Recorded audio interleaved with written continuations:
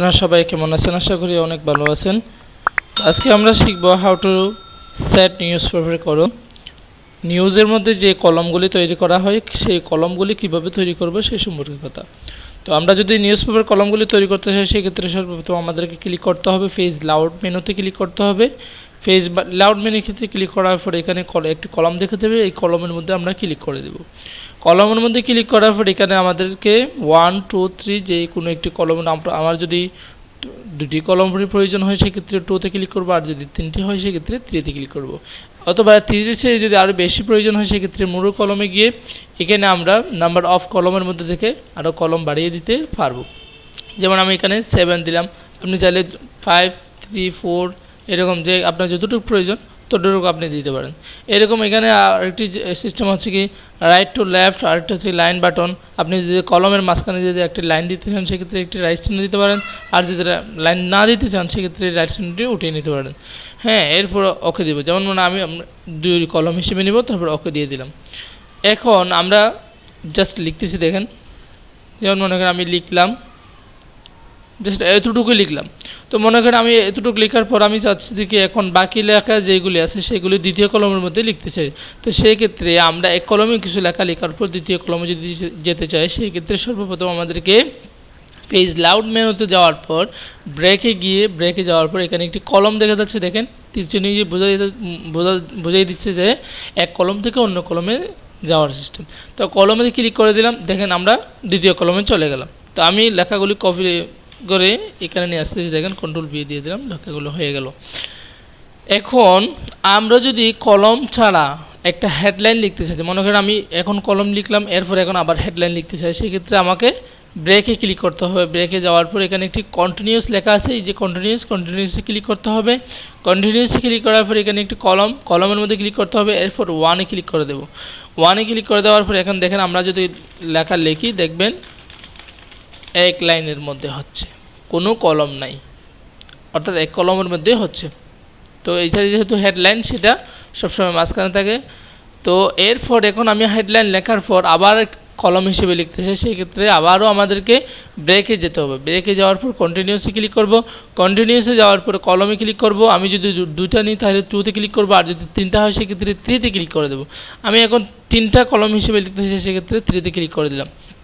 তো জাস্ট আমি এখানে এক কলমে কিছু লেখা লিখলাম, দ্বিতীয় কলমে যেতে হচ্ছে, ব্রেকে ক্লিক করলাম, তারপর কলমে ক্লিক করে দিলাম, দ্বিতীয় কলমে চলে গেলাম। এরপর আরেকটি কলমে যেতে হলে সেক্ষেত্রে কন্ট্রোল বি দিয়ে আমি এই ব্রেকে ক্লিক করে কলমে ক্লিক করে দিলাম, আরেকটি কলমে চলে গেলাম। ঠিক আছে, এভাবে আমরা কলম আর হেডলাইন লিখে পুরো পেজটা লিখতে পারবো। ঠিক আছে, আচ্ছা। এরপর হচ্ছে কি আমরা যদি কোনো লেখা স্মল লেটার থেকে যদি ক্যাপিটাল লেটার, যেমন আমি এই লেখাগুলি সবগুলি স্মল লেটার লিখলাম, তো আমি এই লেখাগুলি যদি ক্যাপিটাল লেটার করতে চাই সেই ক্ষেত্রে আমরা কীভাবে ক্যাপিটাল লেটার করব। তো সেটা করার জন্য সর্বপ্রথম আমাদেরকে হোমে ক্লিক করতে হবে। হোমে ক্লিক করার পর এখানে দুটি এ দেখা যাচ্ছে, দেখেন একটি বড় হাতের আর একটা হচ্ছে কি ছোটো হাতের। তাহলে আমি এখানে ক্লিক করলাম, এরপর এখানে সেন্টেন্স কেসের মধ্যে ক্লিক করে দিলাম। দেখেন প্রথম অক্ষরটি বড়, বাকি সবগুলি ছোটো হাতের।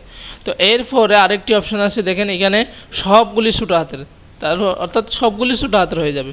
এরপর তৃতীয় অপশানে দেখেন এখানে সবগুলি বড় হাতের, অর্থাৎ আপনার লেখা সবগুলি কী হয়ে যাবে, বড় হাতের হয়ে যাবে।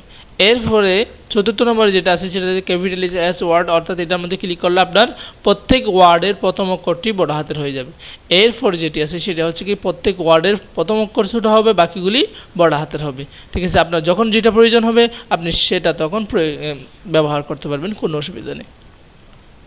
এরপরে হচ্ছে কি how to set Rauf cap. আমরা যদি বিভিন্ন সময় ফেব্রুয়ারির মধ্যে দেখা যায় যে 21শে ফেব্রুয়ারি, 21-এর মধ্যে মনে করেন এটা একটু বড় করে দেওয়া হয়, তারপরে এরপর বিস্তারিত লেখাগুলি লেখা হয়। ঠিক তেমনি করে যদি আমরা একটা ফেভার লিখতেছি মনে করেন, তো এখানে যদি আমি প্রথম অক্ষরটি যদি বড় করে দিতে চাই এটাকে রফ বলা হয়। তো আমরা এটা দিতে চাইলে কীভাবে দিব, সেটার জন্য সর্বপ্রথম আমাদেরকে হোমে কার্সারের একদম ডকুমেন্টের শুরুতে রাখতে হবে। এরপর হোমে ক্লিক করব, হোমে যাওয়ার পর সরি ইনসার্টে ক্লিক করবো, ইনসার্টে ক্লিক করার পর ড্রপ ক্যাপে যাব। এই ড্রপ ক্যাপে যাওয়ার এখানে ড্রপ ইট আছে, আর একটা হচ্ছে ড্র ইন মার্জিন। আমরা যে কোনো একটার মধ্যে আপনার যখন যেটা প্রয়োজন হবে সেটাতে ক্লিক করবেন। যে কোনো একটা যেমন মনে করুন ড্রপ ইটে ক্লিক করলাম, এরপর লাইন টু ড্রপ কত লাইনের মধ্যে আপনার ড্রপটি দিতে চান, সেক্ষেত্রে এখানে মনে করেন আমি 2 লাইনের মধ্যে দিতে চাই সেক্ষেত্রে। তারপর ডিস্টেন্স ফ্রম টেক্সট, আপনার অন্য লেখা আর ড্রপের মধ্যে কতটুকু পার্থক্য থাকবে, আমি 0% দিলাম, এরপর ওকে দিয়ে দিলাম। দেখেন একদম সুন্দরভাবে এমটি হয়ে গেল। এখন আমি যদি এটা মুছে দিতে চাই, আগের মতন করে দিতে চাই, সেক্ষেত্রে ড্রপ ক্যাপে গিয়ে নানে ক্লিক করে দেবো, একদম আগের মতনই। এরপর যেটি আছে সেটা হচ্ছে কি how to set drop cap. আমরা যদি এরপর যেটি রয়েছে সেটা হচ্ছে কি how to set text border.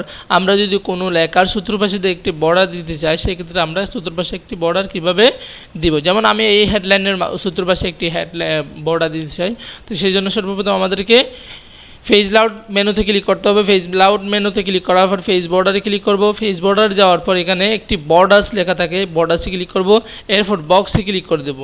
এরপর এখানে আপনি চাইলে যে কোনো একটি কালারও ইউজ করতে পারেন। এরপর আমাদেরকে এখানে বিভিন্ন রকমের স্টাইল রয়েছে লাইনের, যে কোনো একটি স্টাইল আপনি পছন্দ মতো দিয়ে দিতে পারেন। যেমন আমি একটা দিলাম, তারপর ওকে দিয়ে দিলাম। দেখেন চতুর্পাশে একটি বর্ডার হয়ে গেল একদম সহজে।